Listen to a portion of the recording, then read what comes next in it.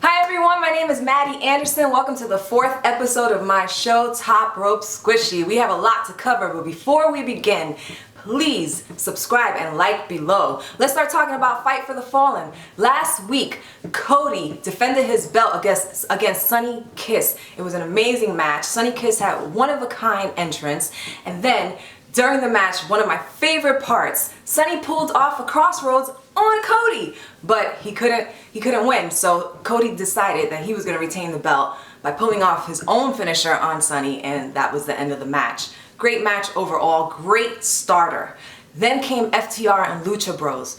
It started off a little funny at first. I felt like there was a couple of botched moves, but it quickly progressed into probably one of the best matches of the night. And at the end, FTR was able to win by pulling a major taboo move when he removed Rey Fenix's mask. Ooh, that was a little cringy, but hey, it got them the win, and it's something you can do in AEW apparently. I don't think this rivalry is going to end anytime soon. I think this is going to be going back and forth for quite some time. Then one of the other matches that took place that night, which was pretty freaking awesome, was the Elite, Omega and Young Bucks versus Jurassic Express.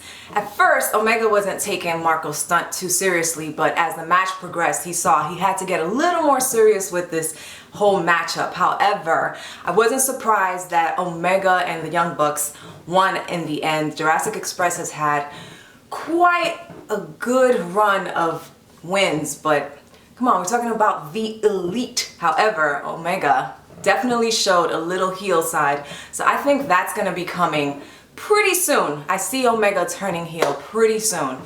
And then the main event of the night, which everyone had been waiting for so long, you have Mox versus The Machine, Brian Cage. Mox was taking quite a beating that night. I mean, he even got thrown into a guardrail twice by Brian Cage, but it was submission moves that got Brian Cage down. However, he did not submit, but Taz threw in a towel. I wonder if that's going to start a problem between both of them, but I guess we'll have to wait and see what happens going forward. And now for this week's Dynamite. So Cody's back up defending his belt against a mysterious guest. Who will it be? Nobody really knows, but Twitter world seems to want to see Cody versus Warhorse. Would that happen? I guess we'll have to wait and see until this Wednesday's Dynamite. Then we have Hangman Adam Page versus Dark Order's number 5, Alan Angels. I haven't seen Hangman Page in a singles matchup in a very long time, so I'm quite excited to see this powerhouse rock the whole ring with number 5 from Dark Order. I don't have any doubt that Hangman Page is going to be winning this match. And next, this one is huge for the women's roster in AEW. It's Ivelisse versus Diamante. Amazing matchup. These two women have fought at AEW before, but neither one of them have won. And they even went up against each other at Ladies' Night Out, and Ivelisse ended up winning. So I think that for this matchup, Ivelisse is going to take the win, but I don't doubt it's going to be one of the best matches of the night. It's finally time for the women's roster to see a lot more competitive women wrestling, so I'm really excited about this. Then we have major heel MJF going up against a mystery opponent. I don't know who the mystery opponent is, and I don't think it really matters because MJF is definitely going to win. He always cheats to get the win, but he gets it at the end anyway. But I feel like MJF might be going for a belt soon. Maybe he's going to challenge Cody for the TNT belt. Who knows? But I would love to see that happen. So, Tony Khan, make it happen.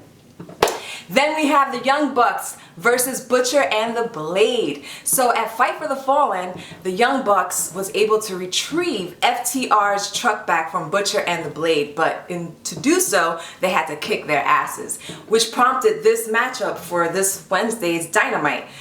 This has been a rivalry that's been going on for a few weeks now, and I know, just like FTR versus Lucha Bros, that this match is going to be high energy, high flying.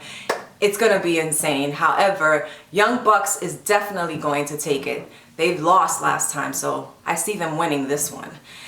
And finally, we have Chris Jericho and Jake Hager from the Inner Circle versus Wardlow and Jungle Boy from Jurassic Express. So, I know Jurassic Express has been on a winning streak lately, but we're talking about the Inner Circle here. Even when they lose, they win. So, I think that Chris Jericho and Jake Hager are winning the match. However, I do feel that Jurassic Express is still going to get an additional ass whooping at the end of the matchup.